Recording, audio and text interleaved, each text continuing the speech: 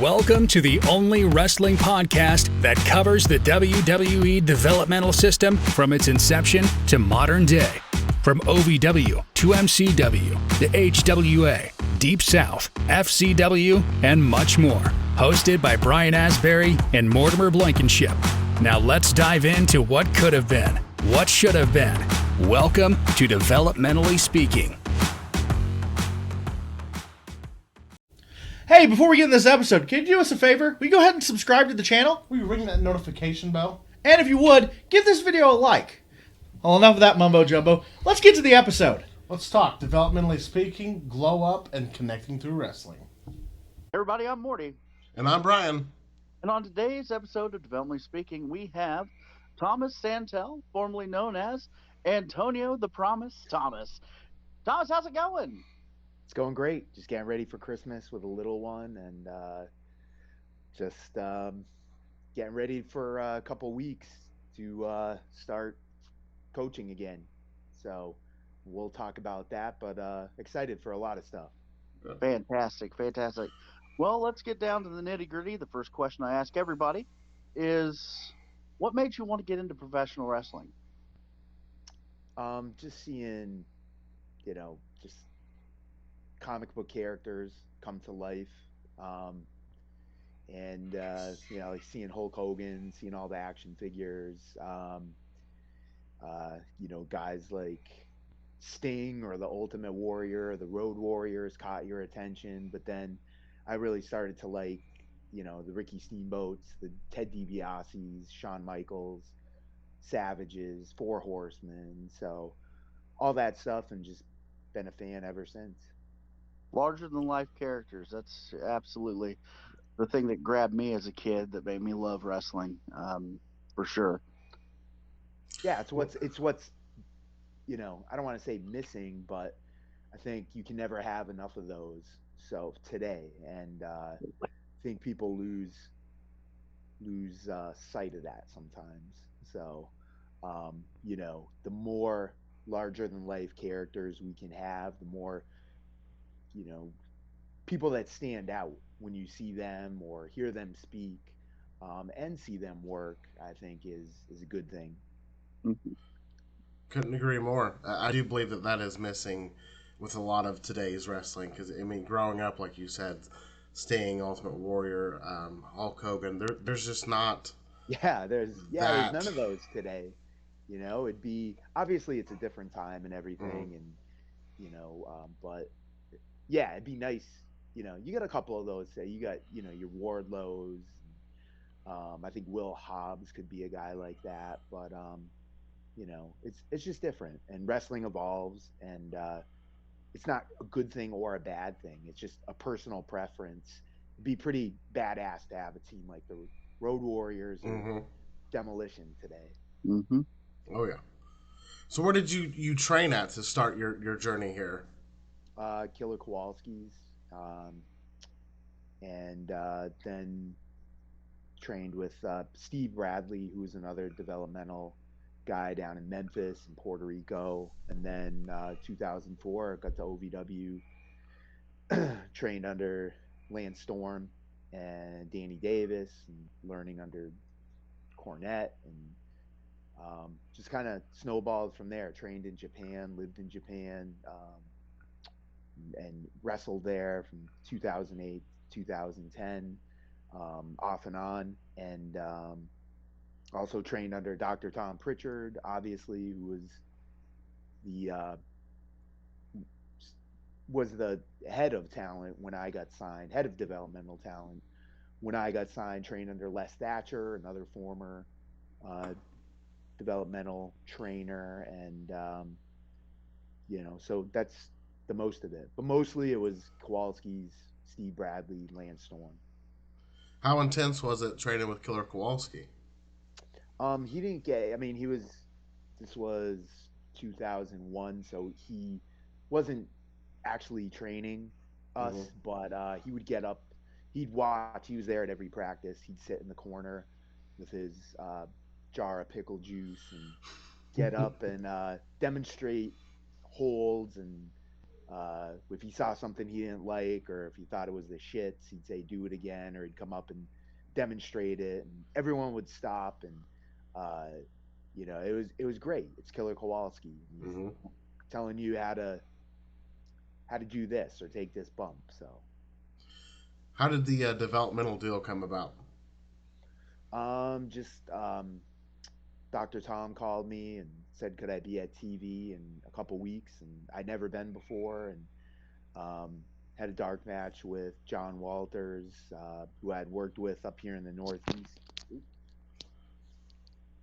sorry, I You're good. hit my uh, with John Walters, who I'd worked with a bunch of times up here in the Northeast, and um, Arn Anderson really liked what we did in the ring in our workout, and got us a dark match, and um, came to the back and got signed, Wow. you know, right there. So You got to know what you're doing if Arn Anderson thinks it's good. That's um, yeah, that was even if I impressive. didn't get signed, just for him to like the match and like what we did working out in the ring. That was enough for me. But yeah, I got signed in July of 2004, and then a month later, found myself in OVW. How was that trans going down to Louisville? Transition. Yeah. It was tough for me being from the Northeast. Hmm. Even though I was a grown man and in my 20s, it was still really the first time I'd been away from home. And um, Louisville really isn't the deep south. Yeah, it's not the deep south. Hmm.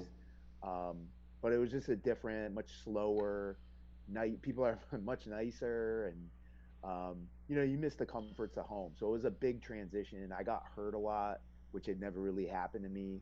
Um, and so it was the first 3 or 4 months was really tough on me, physically and emotionally. How was it trading? And like you said, you mentioned Cornette and Danny Davis and Lance Storm. What was just the atmosphere of making it, getting signed, and now you're in developmental? It was crazy because it was like people that I, peers that you read about or you watch. We get OVW videotapes and keep track of the TV and whatnot, read about it, and then there you are with these people. There's Jim Cornette, there's Lance Storm. So, um, boom, it happens like that. And I was so new at the time, only a couple years in, that you didn't. It took a little bit to say, hey, I'm here for a reason. I'm a peer of these people, and to kind of get your confidence, be like, hey, I belong here. Hmm. I I think that like you said, Cornette, Davis, Lance Storm, and so many other people just being in the atmosphere. Once you're there, you deserve to be there, and I can understand that. Where Yeah, it was. you're. It was. You're not in awe of them. They're just Hmm. everyone's just people there. But like my first day of practice with Lance, we did a pin drill, and I didn't have a partner, so he's like, "Hey, come on in and do it with me." And right there, I was like, I just wanted to like hug him because it was like everything Yeah. had been going wrong for me. And then the first day he was there, it was like he's so kind and nurturing and Hmm. honest, and that's what I needed as a trainer. I think that's what we all needed. That's why we all love him. Hmm. I used to go down to Louisville and watch the OVW shows, and I always thought just the Davis Arena itself was something special with just the Yeah. crew of people there, the audience. It was intense, and I feel like now that YouTube and everything is so big, like people are starting to see the magic Mm. that was down there, but like because we're from Seymour, Indiana, so we got little, the Oh, WB, we got OVW TV, so we got to see all of you guys. that's where Conway and Rip Rogers are from. Yeah. Hmm.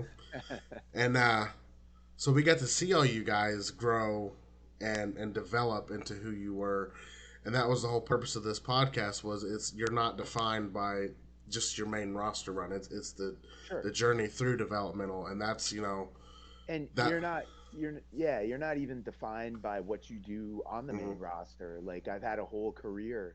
My career's been in reverse. I got to Hmm. travel the world after WWE and learn and get better.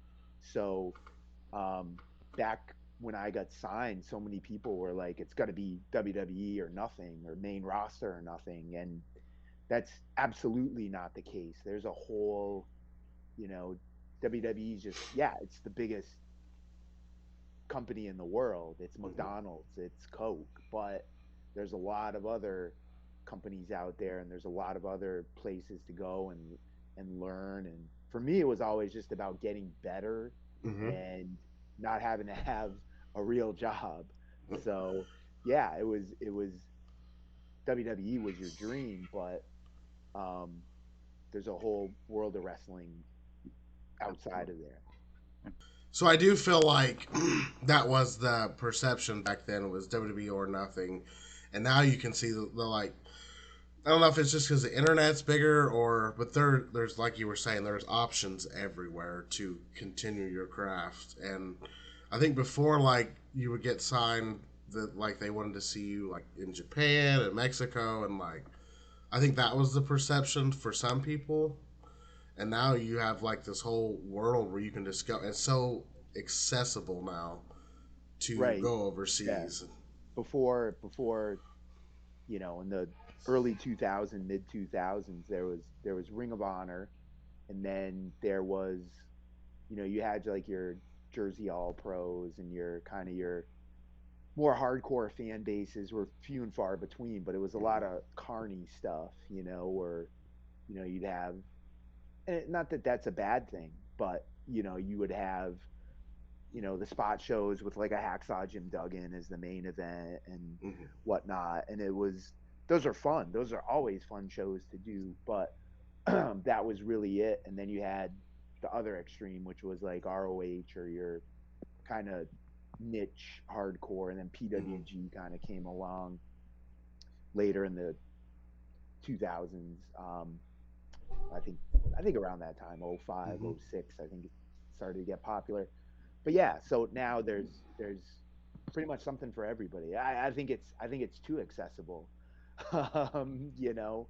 Um, but you know, it's Especially if you're in a state that's not regulated and anybody can throw a ring yeah, up and yeah, they're a promoter now. So yeah. Promoter or trainer. So yeah. Right. um, you know, Yeah. It Indiana is pretty rough when it comes to that. Luckily, when I started, I got with a company that had been around for a long time, with a trainer that knew what he was doing. But I could have been like some of the other people and went to this podunk show that runs out of a salvage yard. I think right, I think Brian remembers what show I'm talking about. But it and their trainer never was trained. So you right, know, right, right. it Yeah, and you do see, especially in Indiana right now, there's an oversaturation of independent wrestlers. Everybody said, everybody and their brother is an independent wrestler. It seems like, um, Give them but 3 weeks, pair of sweatpants and some boots, and they're ready to yeah, go. yeah. yeah, and yeah, definitely, I agree that it needs to be a little bit. There needs to be something that regulates, you know, what what officially makes you an independent wrestler, independent manager, whatever you want to be. You need to go to a school that actually has a trainer that has actually done something. At least someone who's worked ran the road and everything. You know what I mean? Like, Have someone who's a good yeah. good coach, a good teacher that has experience, that can, Hmm. it doesn't they don't have to, the best coaches or trainers aren't always the best biggest stars or whatnot, Mm-hmm. but they should know what they're doing mechanically, and have a good solid, foundation of basics. There should be wrestling schools should be few and far between, because when I started, there was like UPW in California, there was Kowalski's out here in Massachusetts and New England. So, and then you had a couple others, Johnny Rods, and I think like Gino Caruso, other ones here or there, Rudy Gonzalez down in Texas. Hmm. Those are the ones that came to mind in the early 2000s. But it was, it was, I don't know. I'm not gonna rant on it, but go on. Next question. So speaking of wrestling schools, you mentioned that you are getting ready to be coaching a wrestling school, correct? Yeah, the Beyond Institute of Pro Wrestling. So Beyond Wrestling runs here in New England, one of the more prominent independent promotions in the country. They also do Wrestling Open, which is every live every week on IWTV. Um, Run shows every Thursday night. So it's kind of like 2 hours.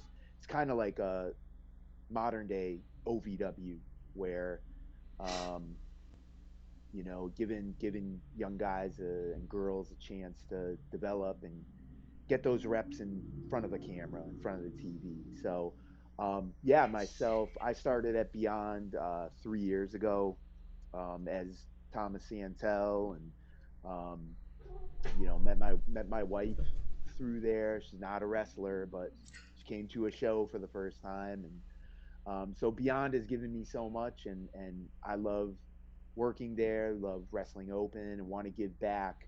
Ken as well. Ken started in 2019 with me at Beyond, and people were like, what, those guys are washed up WWE guys, and it was like the furthest thing from the truth. And um, we're both young and have a lot of years ahead of us. So while Ken isn't wrestling anymore and does, producing for WWE, I still wrestle, and we both can still train others. And this is the next chapter to help others and give back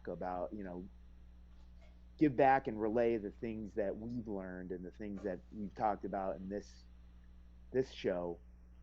And I'm just really excited. It's the Beyond Institute of Pro Wrestling, Beyond Wrestling at gmail.com. If you're interested in signing up, checking it out, we start January 3rd, classes every Tuesday and Wednesday. And just excited to really get, literally get back to basics. Um, Absolutely. you know, um, just there's a lot of great talent out there. But you see a lot of people that their basics could be tightened up, Hmm. and you always could be. You're never a finished product. Match I had a couple weeks ago, I watched it back, and I'm like more critical than anyone would be. So, um, just all those basics that I learned from Kowalski's, from Dr. Tom, that were reinstilled through Lance and Jim Cornette and Danny Davis and Les Thatcher, Dr. Tom, all that we're looking to give back and do it with a modern twist that Hmm. suits today. Okay, we need to, you know, anything when you're coaching anything, you need to get your basic vanilla down pat. And Dr. Tom always used to say wrestling is like ice cream. Well, we got to have the best damn vanilla possible. Then, when we get that basic recipe down, then we can throw on our sprinkles and our toppings, and you can make it your own. Make it Mhm. whatever flavor you want, but we need that base. Hmm. So, and that's what we're looking to do, and we're excited. And I, I, I hate that people say washed up. You have to have a true, in my opinion, like a true passion to want to teach, to want to, to Mhm. do what you're Yeah, like doing. what that's just people that wrestlers throughout history. If you look, Lou Thesz wrestled into his 60s. Nick Hmm. Bockwinkel was in his prime, better than ever at going hour-long matches with Kurt Hennig when he was 52. So it's like Hmm. you're. It's not like another sport where your prime is in your late 20s, early 30s. You Hmm. don't really hit your stride till your mid to late 30s, early 40s. So anyone that says that, man, just doesn't know what the hell they're talking about. Absolutely. And And doesn't or know they're wrestling, jealous. doesn't Yeah. doesn't know wrestling history. Yeah. So, Right. whatever. They It's can just all. bitch on Twitter. Yeah. It doesn't. That's true. It's all just part of the journey. WWE doesn't have to be the final destination. It's No, no, and we want to give, there's a spot in wrestling for everybody. Like not everybody's going to be Roman Reigns, not everybody's going to be MJF, but there's people, a wrestling promotion and a card is like a puzzle. Every piece matters, from the referee to the production people to the runners to the people postering. You need all of those people, and you need the main event guy. Yeah, they're the pieces right in the center that everyone's looking at. But if you got a piece, how does a puzzle look when you got a piece missing or two? Right. It looks like shit. So mm-hmm. every piece is just as important, and you need all those pieces. And we're with the school, with IWTV, with Wrestling Open and beyond, running regularly, and the chance to work, to learn video production, to ref. There's, commentary, be a manager. There's a lot of different avenues that we're going to offer people. It starts, whether you want to be a ref or a manager, it starts in the ring. You got to learn to train and bump first, and learn the holds, reversals, counters. But it's a world of possibilities from there. Yep. Absolutely. Um, Me personally, I am a manager, and I see so many people that i around here that are managers that they just, and I'm not going to name names or down anybody specifically, but No, it's so many managers that don't. There's more to managing than going out there and cheering for your guy and making people boo for your person, or you know for me as a manager, my favorite thing to do is to manage green guys. I love managing green guys because if there's any time in the match where they get messed up, I can start helping call it from the side. You know sure. what I mean? Because I've watched it. I've watched wrestling my entire life. I've I've been in it for 12 years. I can, um, I know I've always had this plan for. I remember when a good friend of mine started wrestling. If he ever got lost and I was his manager, I said, "Look, if you get lost, it's quite simple. Bring bring the guy to the rope, choke him on the rope. I'll choke him and I'll give him some instructions while I'm choking him, and then you can go from there." And I don't see any managers doing that. I've tried to you know take that to other managers. Like, look, this is a way that we can help the business other than just doing the lights and just being the show, being the spectacle. We can help make the show better by helping our wrestlers in a different way as well.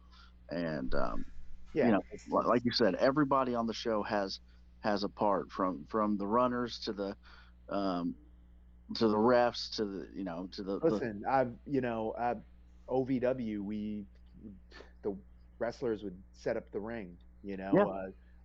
Helping run promotions and book and do stuff on my own for local indie stuff. Listen, I've had to do it all. Plenty of times where you're the only person hanging the posters, or one other person shows up for ring crew because everyone else has an excuse. So it's all this is, but I love all this, and anyone that does it loves it. You have a passion for it, and you're always going to have hiccups and bumps, but um, that's a part of the fun, and that's a part of the journey. And there's no final destination like it used to be. The final destination was WWE. Yeah, that ultimately, yeah, you'd love to be the Undertaker and be, but there's life outside of WWE, and we're looking to get Ken and I are looking to get people started, along with Drew, the promoter of Beyond, Drew Cordero, and the Beyond Institute. So we're yeah, we're excited for it. And, you know, if you're really anywhere, if you're in New England or in any area and, are serious about learning all aspects of the wrestling business, go to beyondwrestling@gmail.com. Ken and I both, we were both started at Kowalski's. I remember I started, Ken was like 14. He was coming on the weekends with his older brother. And um, so we came up through New England, started at OVW around the same time. So he actually lives about 20 minutes from me. So uh, we're continuing on to mirror each other in our career. And this is the net. I didn't get to wrestle Ric Flair and be tag team champion, but or Shawn Michaels, but we had a kind of the same linear path as to our development. And I think it's gonna be fun to help others. And And what was the email one more time? We'll put a link down below the video. beyondwrestling@gmail.com. Mm-hmm. So, and it's the Beyond Institute of Pro Wrestling. Very active. Beyond Wrestling's very active on Twitter. Drew, I can't say enough great things about Drew Cordero. Like I said, he gave Ken and I like new life in terms of independent wrestling and helping us evolve and,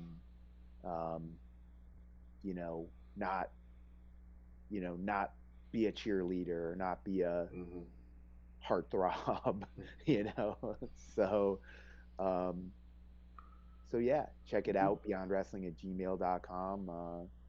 Yeah, we're excited. So if you could give any advice to an aspiring pro wrestler, what would it be? Take it seriously. Go to a reputable trainer. You might have to move. It's going to suck. Like, you might have to move. You might have to get a job somewhere. I mean, that's what people did when they moved to OVW that were non-contract. But it's not, nothing good happens to your body from wrestling, from taking bumps. Like, it's not a natural. We're not meant to land on our back. Mm-hmm. So this isn't community theater. If you want to go, bounce on your, trampoline with your friends, do that in your backyard. But this is serious. You got someone's life in your hands, and you need to go to, to a Create a Pro, to to an OVW, to a Beyond Institute of Pro Wrestling. You need to go to a New England Pro Wrestling Academy. You need to go to a place that has a reputation, it has reputable trainers, and but most importantly, it's up to the trainee. You got to take it serious. You can't just do it to F around. If you want to do something for fun and with your friends, man, go do community theater, go play in a softball league, go do go play flag football in the park on Sundays, and say you're Jalen Hurts or Patrick Mahomes. But wrestling, you can't. And I'm just being honest. Wrestling, you can't do that. You got to take it seriously, and people get injured, people get seriously injured, people have died. So just like football or MMA or any sport, you got to know what you're getting into. And with wrestling, there's no really leisurely week. It's turned into for a lot of people, a leisurely weekend activity. But that's not the way it should be. And I'm not here to rant on that, but come contact Beyond Wrestling, contact me and Ken. If you're in this area, or if you're willing to move to this area to train, contact a Create a Pro, a New England Pro Wrestling Academy, an OVW. They have a track record of producing, legit talent. So take it seriously and go to someplace reputable. Awesome. I just want to say thank you for coming on today, and thank you for having me. Everything that you've done. Like, being where we're from, we got to see you many years ago, start and then become who you are today. So thank you for everything you've done for wrestling and continue to do for wrestling. Oh well, I appreciate that because like you do it because you love it Mm-hmm. and you want to, you know, I still do. I'll never stop wrestling. I got a little son. If he ever wants to team up in 16 years or whatever, yeah, man, let's do it. Yeah. Keep myself in good shape, and I love it, and I don't do anything. Ken and I both. That's another thing passing along, being smart, not Mm-hmm. doing crazy stuff, and working smart, to where you can you know do this at any level and do it seriously for 20 years plus. So, yeah, Absolutely. I love that. That means the world to me, and um, yeah, no, thank you. Anytime you want to come back, we'll continue to promote the school. Anything we can do to Yeah, help. Yeah, for sure. absolutely. No, absolutely. Once we get it going, I'd love to come back on and talk about it. So, Sure, That's great. absolutely.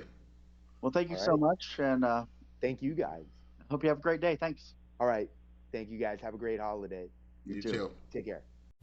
Hey everybody, it's Morty, It's Brian. and thank you for watching today's episode of Developmentally Speaking. If you could, please click that subscribe button. And don't forget to punch that bell icon so you can get notified whenever we go live or drop a new video every Monday. Well, thanks for watching, guys, and we'll see you on the next Developmentally speaking.